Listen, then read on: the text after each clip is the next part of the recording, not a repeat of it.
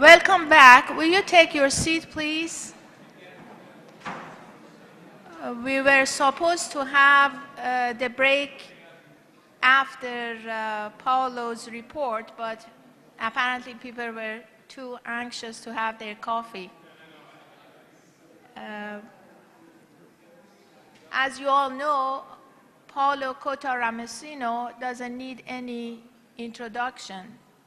He's the public face of Pugwash in many countries, including Iran. And I remember once when I was talking to a foreign ministry official in Iran, trying to make arrangement for Paolo's visa, I was told that Paolo doesn't need a visa because he's quite known when he gets to the country. Paolo wants to discuss some of the activities which has been undertaken since our meeting in Nagasaki in 2015. In the pre-conference meeting of the Pugwash Council, members had a long discussion of activities of Pugwash which has been done by the Secretary General and also the President of Pugwash. Paolo is going to just mention the highlights of the activities and in a few minutes, and then hopefully we'll have a chance for questions and comments at the end of his report. Paolo, please. Thank you very much. So that we have another meeting over there, so there is some interference.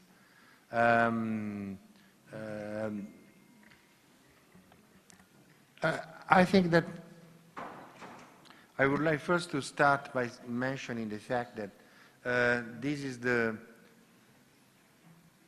can you close the door behind you, please? Since there is another meeting over there, we're going to get interference. I don't know what meeting it is, but it is.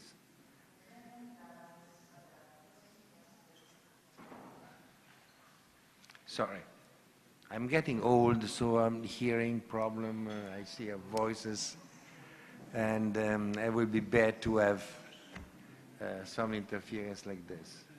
I don't think that's the message is getting through. Okay, I'm going ahead. Thank you so much for everybody for being here with us. Thanks again to the Ministry of Foreign Affairs and the Senate of Kazakhstan for hosting us. It's been a very generous offer, and we are all here. We are having meals, hospitality, and coffee breaks. I think that this is 60 years. This time it's 60 years that Pugwash started in Nova Scotia in 1957. It's called the 62nd conference, but it's not to do with the years. It's a historical legacy, which I don't want to get in since it's not important. What is important is that it's 60 years. Pugwash was started as a meeting in Nova Scotia as a group of scientists loosely correlated or strictly correlated with nuclear weapons. The main idea was the Russia-Einstein Manifesto that all of you know, but the point is there are 2 points in the Russia-Einstein Manifesto that I want to highlight. First one is the risk of nuclear weapons, and that the use of nuclear weapons would lead something very terrible to mankind. That was certainly the message that was given by Russell and Einstein. But at the end, and in fact, in the second part of the manifesto, they say, well, it's impossible to think about eliminating nuclear weapons without eliminating war itself.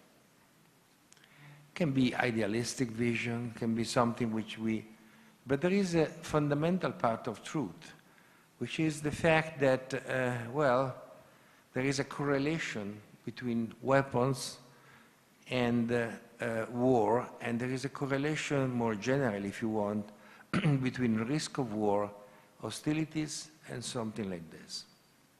So I think that one has to understand in the time where we live, where are we and where the risks are. The end of the Cold War has been an epochal change in terms of international relations. Before, the antagonism was between Russia and the US, at the time the Soviet Union, of course. The nuclear weapons were present very much. They are still present. And there is the activity of Pugwash in accord with the general trend, which was at that time, was to combine arms control and cooperation and dialogue. I'm sorry for my cough, there is nothing I can do. Cooperation and dialogue and arms control were going together, but not necessarily in a coherent way. If you remember, in 1972, when there was the main arms control agreement between Russia, Soviet Union and the US, there was also the time of the Vietnam War.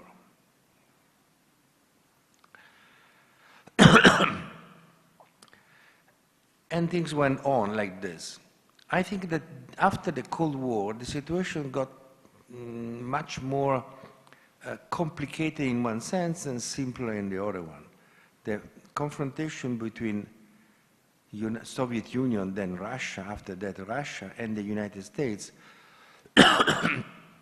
took a lower tone, not necessarily was irrelevant, but changed the tone and the level of intensity, which is good. This allowed to progress toward disarmament, even though we still have the majority of nuclear weapons are owned by Soviet Union and, Russia and the US. But then, after the end of the Cold War, the number of countries possessing nuclear weapons expanded. Before, there was only the 5 nuclear weapon states at the time of the NPT, the official nuclear weapon states. Now we have 4 more. We have Israel, we have India, Pakistan, and North Korea that we discuss right now. And we have also the risk of further proliferation. The basic idea is that the more countries possess nuclear weapons, the higher the risk it is. The Non-Proliferation Treaty did wonderful.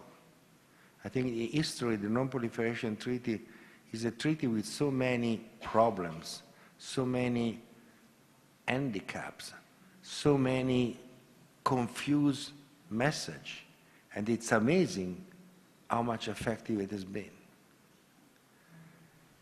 So the Non-Proliferation Treaty is far from being a perfect treaty, but it worked.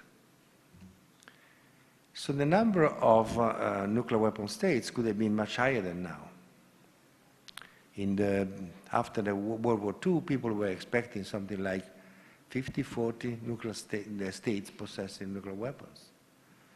In fact, it was thought that every country of a certain size would have possessed nuclear weapons. Now the situation is not as tragic, but we have more nuclear weapons than in the past. And the further problem is that these nuclear states, India, Pakistan, Israel, and North Korea, as we saw before, are located in environments where there is conflict and antagonism, which is, on many accounts, is growing as opposed to going down. So the risk of use of nuclear weapons, which was the main concern of the Rational-Einstein Manifesto, in the Rational Manifesto, has to be looked in the perspective of the risks which are surrounding the nuclear states. You see, nuclear weapons can be used by in several under several circumstances. They can be used, we all know, by mistake. People don't consider that at some point some nuclear weapons is used by mistake, since there are lots of mechanisms, nuclear weapons are under alert, and so on. They can use it since when you have the non-proliferation treaty fails, or the non-proliferation system fails, then you have more fingers on the button, and then this in turn increases the probability that someone can use it for one way or the other one, politically or otherwise motivated. But then you have the risk which are closely associated with the war and the conflict, the war, the conflict, the antagonism that are involved in nuclear weapon states. And I think that in this sense, after the end of the Cold War, we in Pugwash tried to put special attention to those areas where nuclear weapons are present. Which means that we are dealing with we call it dialogue across the divide. We can call it attempt on pushing for conflict resolution in areas where nuclear weapons are present. We are not the United Nations. We are not even the coffee bar of the United Nations. But we are.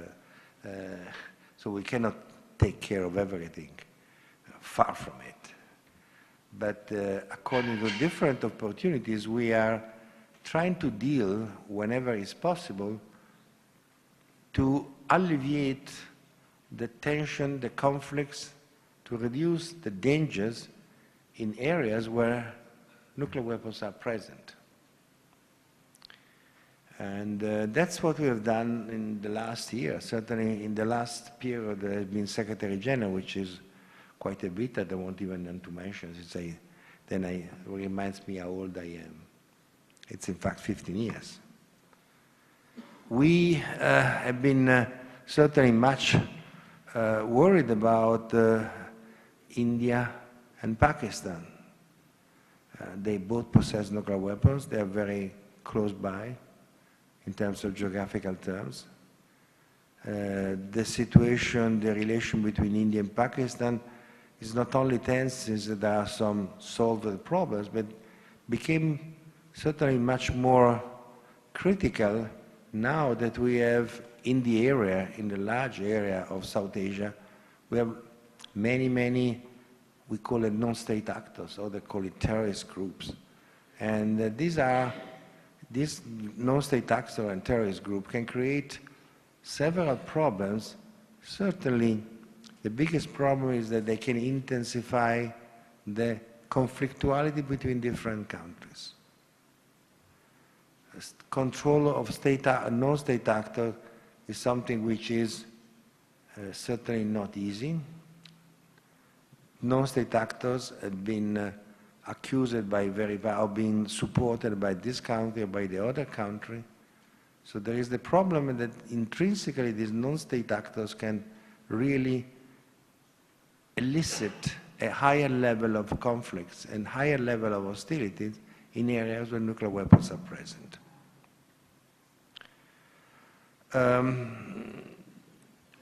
I think that the Middle East is also interesting, I mean, in the sense of relevant area where we have nuclear weapons and we have risk of proliferation. Israeli nuclear weapons, attempt to think of the possibility of having nuclear weapons in other countries. Iran has been mentioned several times. There is risks, conflicts between Iran and, say, the other Middle Eastern countries, not only Israel, but certainly Saudi Arabia. And if there is an imitation efforts in that direction to go into explicit nuclear capabilities, then this will be dangerous. It is dangerous.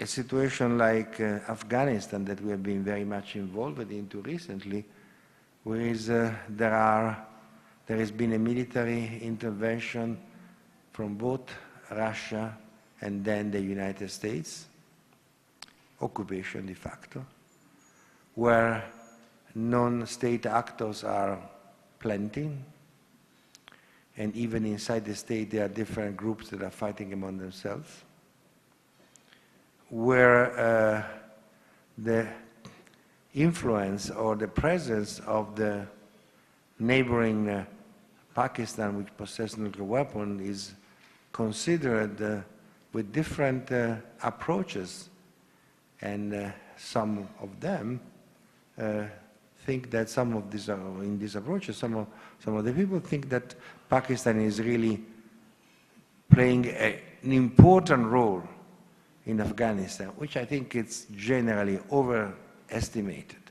but that's what it is. So you can see that there are waves of hostilities and military action going around, and nuclear weapons are nearby. I mean, I don't know whether you have seen the recent, I'm talking about 3 days ago, speech by President Trump. That was exactly one of the points was this. We have a situation in Afghanistan which is tense, and we have nearby a country that possesses nuclear weapons that is hosting, protecting militants. I am not judging, I'm not getting into this detail, but what I'm saying is that, you see, this kind of speeches highlight some tension and difficulties, and unfortunately, in the case of our beloved President Trump, his speeches are eliciting the tensions and creating a little bit more problem than not. Anyway, I think in the last year we have been dealing with several issues. We dealt in the region with in Pakistan-India relation. We dealt with Kashmir, which has been a serious problem for the relation between India and Pakistan, and still is. We have dealt with the problem inside Pakistan concerning control and strategy of their possible nuclear use. We dealt much more recently with Afghanistan, and you know there are a lot of interaction between Afghanistan and Pakistan. There is 1.8, maybe more, refugees, Afghan refugees in Pakistan. Pakistan has been hosting for some time the Taliban, now much less, and the situation is getting more and more complex. And despite their attempt or the declaration in Afghanistan, we're going to discuss this in the next meeting, despite all the attempts to put a peace process ongoing in Afghanistan, this never went through. The situation is getting more complicated now, since you have not only the Taliban, we have independent group, ISIS, and so on. We have seen the situation in Syria. Syria is a negative model, started as an Arab Spring. People were trying to get more democracy, and then it ended up in a terrible mess. The situation in Yemen is another example where destruction has been higher than in Syria. And all these local crises have something to do with antagonism between big powers, some of them possessing nuclear weapons, some of them not. We have dealt very much with the problem, the specific problem of the Iranian nuclear issue in the past. We were the same, the first, where is Reza Ziaran here? Reza is here. He, under his essential initiative in 2000, I think, in 7 or 6, something like this, 6, we started organizing meeting with the senior Americans and and Iranians to discuss about possible way out of the Iranian nuclear crisis. And many of people in this room have dealt with this issue for some time. I see, of course, our beloved friend Ambassador Soltanier, which I think is essentially genetically connected with the Iranian nuclear deal. So I think that we as Pugwashers tried to push forward the idea of an agreement, and then the agreement at some point got done. But, talking about issues, the agreement is now under threat. The agreement, which was a positive step, is now under threat. The present US administration has declared that it is the worst agreement he ever saw. I don't know how many agreements he saw in his life, but certainly this is being considered very bad. And so we are at the risk of starting again. We have the risk there of starting again the problem. Which means that we have to try in our own limited capability and capacity to do something, to try to stop the monster growing. I think that if you, I don't want to be, I think extremely detailed. The details of our activity we'll find on the website. That doesn't. I want to talk here about the main, if you want, philosophy and the thing that we are doing and try to frame them in a proper way. We deal with the dialogue across the divide. We try to help critical situations that involve nuclear dangers to evolve in a positive sense. This is, in our opinion, part of our duty to deal with the nuclear dangers. You see, the topic of this conference is exactly this, nuclear dangers. Nuclear dangers is not the same as nuclear weapons, since the nuclear weapons can be at some point numerous, in one case Russia and the US, but the dangers can be higher where nuclear weapons are maybe less. And India and Pakistan is an example of that, and then we discuss it. Nuclear dangers has to do also with the risk of the collapse of the crisis of the non-proliferation regime.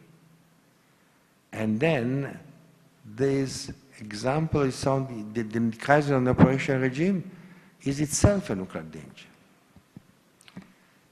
Let me make an example of something that we are dealing with, and just is a small example, but tell you what is our philosophy. The example is, according to the NPT, the deployment of nuclear weapons on other countries' territory is not against the NPT. Since the NPT was born after this happened, after the United States deployed nuclear weapons in Europe. If you look at the history of the NPT, you will realize that this issue was very much a controversial issue. At some point, the United States proposed something which was called the multilateral forces, and then where the participation of non-nuclear weapon states to nuclear decision was much more important. So the issue is that in the NPT, there is not a clear distinction between possessing and control of nuclear weapons and deployment of our nuclear weapons in other countries. Now, you see, if this system is going on forever, then you can at some point imagine that maybe Pakistan, just an example, it's not something to do with specific reasons, but Pakistan at some point will deploy nuclear weapons in other countries. Or the same for India, whatever, for other countries in general. So if the system of deploying nuclear weapons on other countries' territory is a risky system that can be used to circumvent the NPT. As a personal comment, I would say that one of the best things of the nuclear ban treaty, which has been discussed at the UN, is the fact that it made explicitly, for the first time in any international agreement, the fact that deployment of nuclear weapons on other countries' territory is forbidden. Yes, you have the nuclear weapons-free zone, which are also very good. In nuclear weapons-free zone, there is a commitment of all nuclear weapon states not to deploy nuclear weapons in the nuclear weapons-free zone, in any sense. But you see, the issue of the NPT and the NPT is seen in this respect is something which is under, it's a risky business. I remember we don't have a coffee break after. Huh? Nobody's allowed to leave. And so you see, the point is that what we as Pugwash can do, we have to take advantage, first of all, of our multinational structure.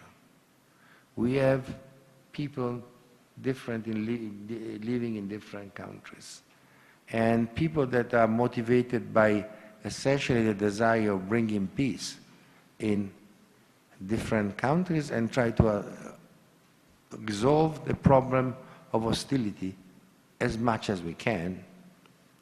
So it's not, it's a really international organization. It's not a national one, or it's not, of course, it's not the UN, but I said already. But it's a, I would say, a collection of people of goodwill that can help in different ways according to what they can do to put an easy out tension and conflicts. We have did now the example discussion about North Korea, so I will not go to repeat that. This is a very important field, of course, where tension and hostility are seriously to be considered. And so that is not by chance that I was saying before, Middle East, South Asia, including Afghanistan, and North Korea are our field of action. We do not disregard at all the general discussion about nuclear disarmament, not at all. We participate to whatever it's considered in order to promote general disarmament in general. We do not disregard all the efforts which are made by other organizations to push forward the agenda of nuclear disarmament or avoiding nuclear risks. I'm sitting in front of Bruce Blair. I know he's talking about, since we met a long time ago when we were young, and he was certainly is talking about the need of avoiding nuclear war by mistake, and he's putting out the emphasis on the need of reducing nuclear weapons and short, quick reaction alert. We are considering all of this. I think that the point is that we've been in a sense more and more giving activities to local environment, and when conflicts are very relevant. How do you choose to places where you have conflicts? First question, do you look at the map and say, this is most important, then we have to go there? No. It's not done in that way. We don't have, so to say, this may be the approach of the United Nations. We are not in position to do that. We have to take opportunities.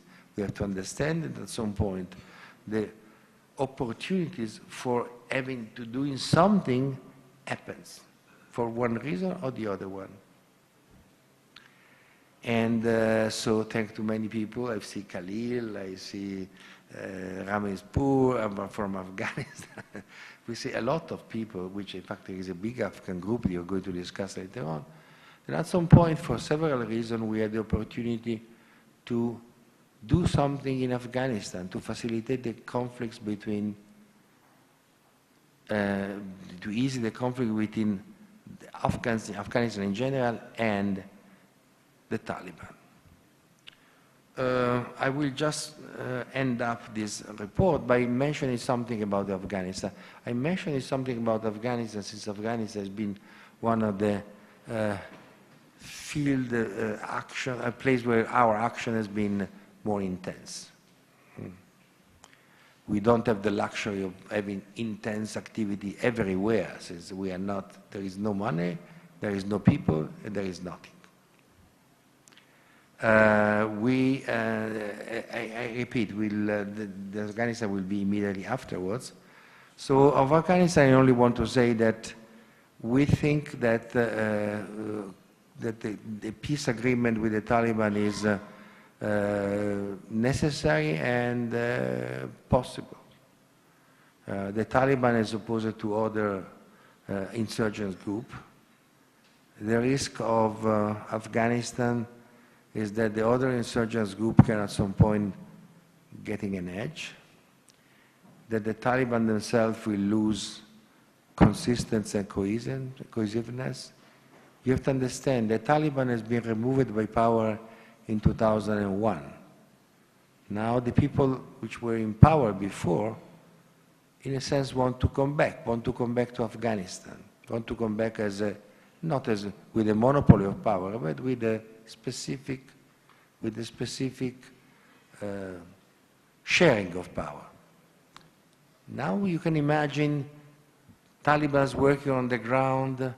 Are they interested in bringing back people which have been out of the power since 16 years? The interest is going down. Other groups can be created. So you can have a situation where chaos can come up. Chaos has been mentioned also, I think, by President Trump, in his own way. So if the chaos can come up, you see, we have an example of when chaos became relevant. The example is Syria. You start something which begins to be just an antagonism between different groups. This is intensified. The foreign countries, different foreign countries intervene one way or the other one, and then the situation becomes chaos. So we are now at the risk of repeating the Syrian experience. Afghanistan is one of the places where you have the risk of repeating the Syrian experience. The difference between Syria and Afghanistan, and then if you have a Syrian experience like in Afghanistan with nuclear weapons nearby, we are thinking about a totally different scenario. If there is one way or the other one, a nuclear exchange between India and Pakistan due to several reasons, we are not talking about 200,000 refugees. We are not talking about the problem which has been used now, what is happening now, that raised Brexit, all these kind of quote-unquote minor things. If there is a big exchange or significant exchange in an overly populated region like the South Asia, we are going to have the world as we know it will change, and not for the best. So we have to understand that preventing things getting out of hand, if we can do it, if we have the possibility of doing this, is the most important thing. We need to prevent catastrophe if you can. Maybe in the case of Afghanistan we can do something. Let's hope. Maybe in the case of other situations like Kashmir, we have done something, we can keep doing something. Maybe in the situation in the Middle East we have done something and we keep doing something. So what I want to stress, and I end up here, is that we are taking full, so to say, we are taking the full consequences of the interaction between conflictuality and nuclear weapons, as was mentioned in the Rationalized Manifesto.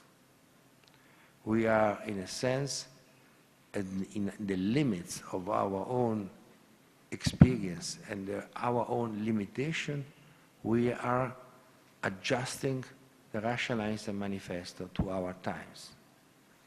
And we are trying to do our best.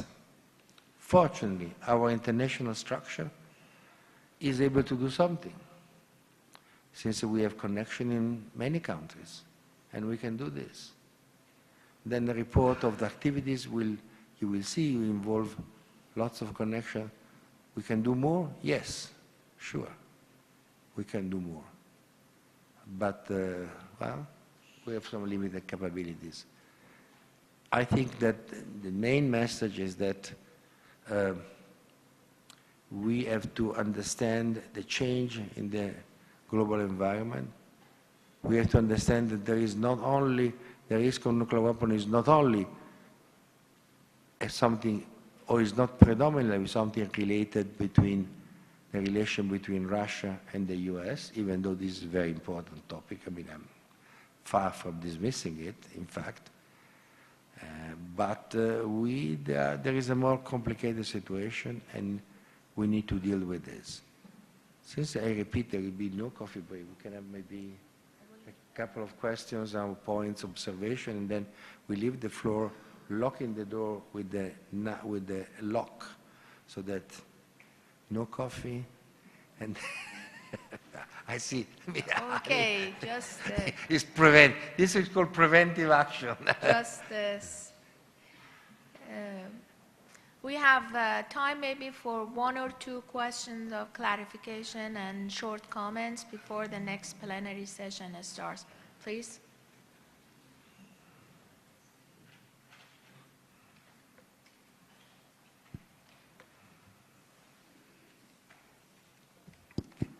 Okay. Paolo started this report from the 60 years.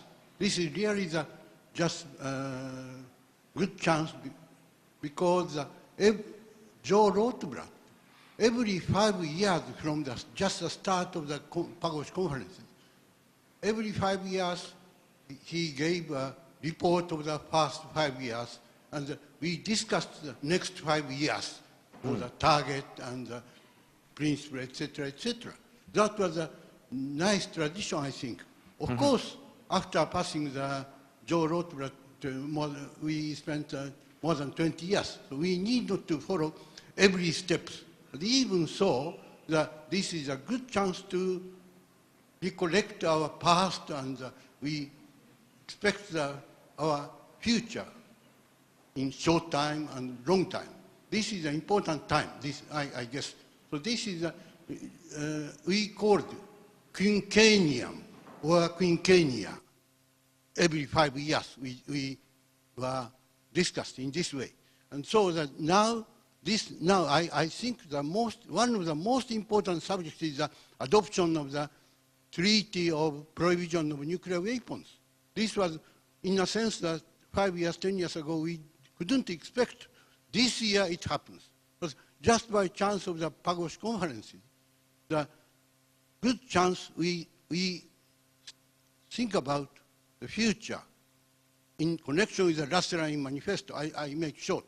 So the Lotfian Manifesto clearly talks about the nuclear weapons and war itself. So one of the subjects was the new world order of the free from war.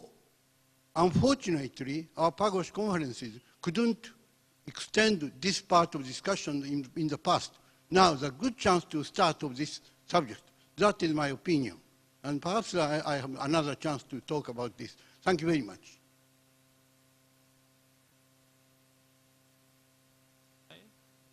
Yes. The report of the Secretary General, and Michichi is absolutely right here, normally was a description of the activities of Pugwash in the world, not the world as such, and planning for the future. We understand that this time it is planned in such a condensed way. We don't have much time for discussions, that probably we need extra time. And this is why we suggest that today at 21 o'clock we organize a meeting between Council and the national Pugwash groups, because Pugwash is more than the central apparatus of the Pugwash. Pugwash is not only activities of Paolo, which we all appreciate very much, and he is doing a great job, but hundreds of people are doing also things in different parts of the world. So 21 o'clock here, we appreciate if all organizers of the national Pugwash groups and activists and practically everybody who feels interested in the work of national Pugwash groups comes here, and we meet and discuss more. And actually, we need to do some planning for the future. We need to talk about not only problems of the world, as it was presented by Paolo, but about Pugwash in the world. Pugwash is organization, Pugwash is community, Pugwash is structure, and probably we need to find several more formats for that.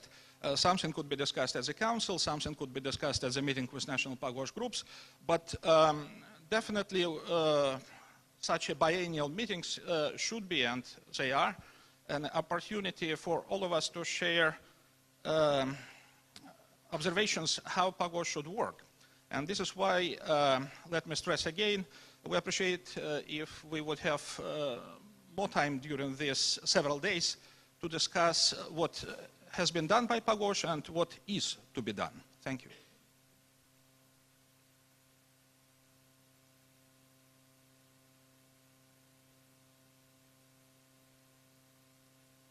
Christopher Watson, British Pugwash. I much enjoyed the presentation on the Paolo's analysis of the last 5 years, but he was presenting it all in the context of risks of nuclear dangers. And someone who has come from the civil nuclear world, where we spend lots of time analyzing nuclear risks, we try to make it very quantitative, and we try to keep our risk analysis constantly updated. And I think the problem that we have in Pugwash is, first, that it's very difficult to quantify the risks in each of these areas of danger, and secondly, an accurate perception of the risks changes almost day by day, and certainly month by month. And it's very difficult for an organization like Pugwash that doesn't have an ongoing process for evaluating its priority to go on keeping its priorities right. And there is a constant danger of what is known in risk analysis societies as mission creep. And I think we have shown quite a lot of examples of mission creep in our activities over the past 10. Yes, well, I have made my point. Thank you very much.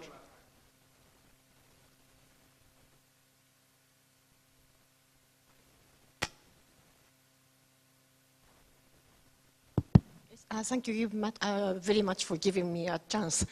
Just to follow up on the opening comments by Professor Michiji Konuma. Incidentally, he forgot to introduce himself, but he is Professor Konuma, the founding father of Pugwash movement in Japan.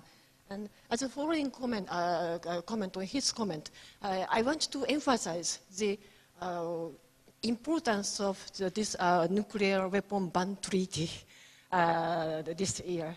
And as a Pugwashite from Japan, I want to express how the civil society in Japan has been so excited and so enthusiastic about this historical step in the field of abolition of nuclear weapons.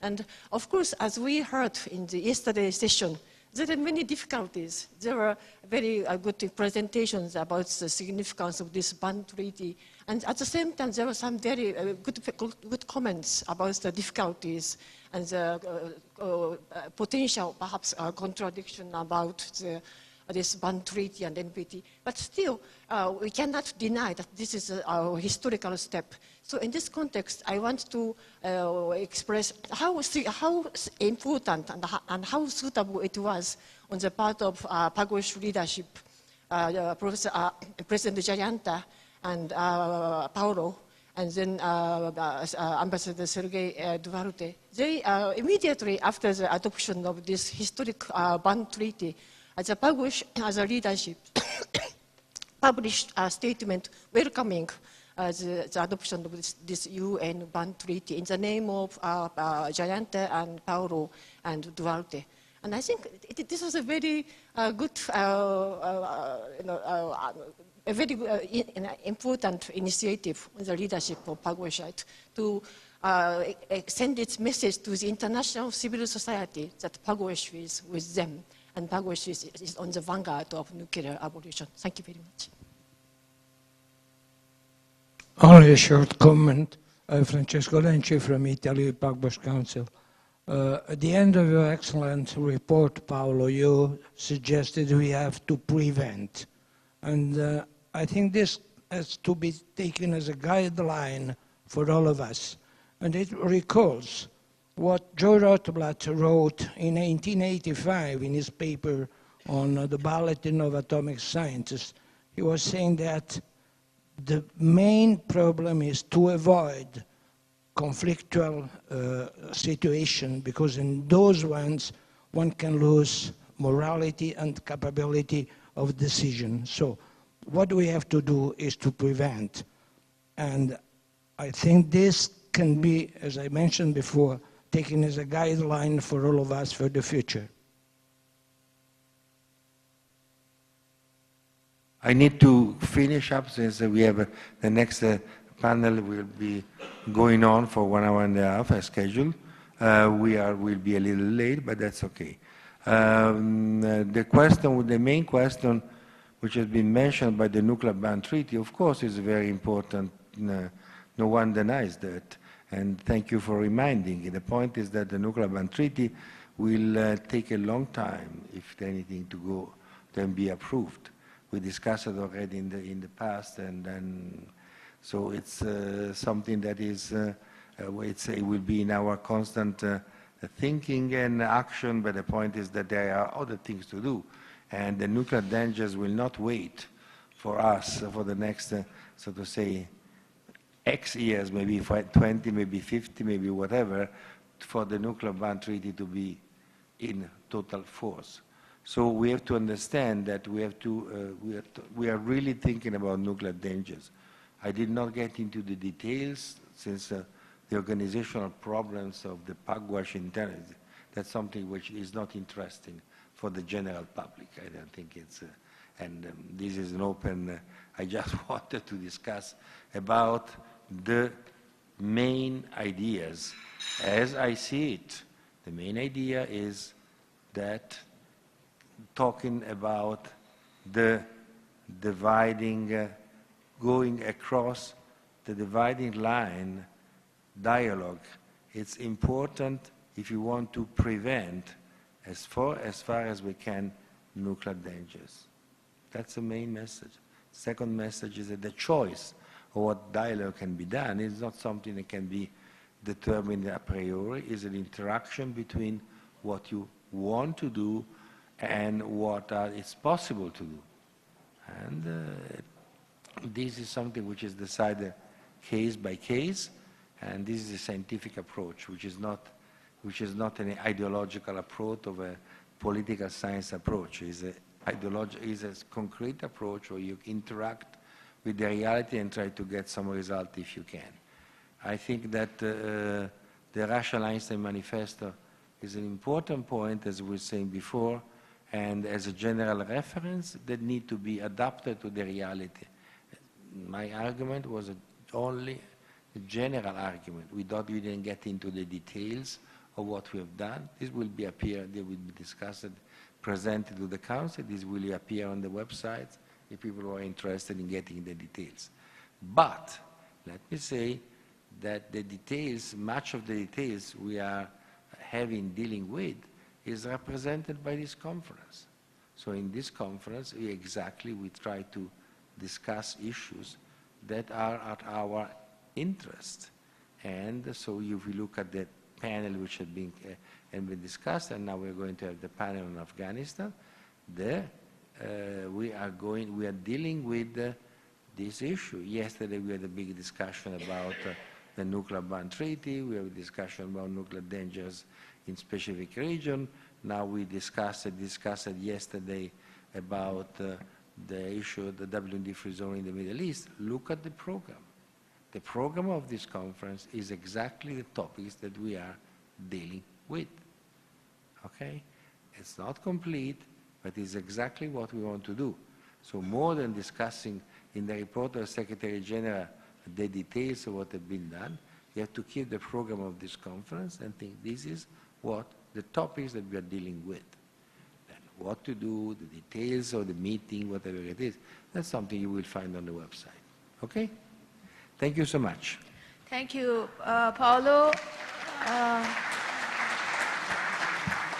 I just want to mention one point, and that has to do with the fact that on Monday, Ambassador Jayanta Dhanapala is going to deliver his presidential address, and he will be talking about our core mission, which has to do with nuclear disarmament. And in Secretary General report today, we heard about the second set of activities which had to do with conflict resolution in areas where the probability of the use of nuclear weapons and other types of weapons of mass destruction is high.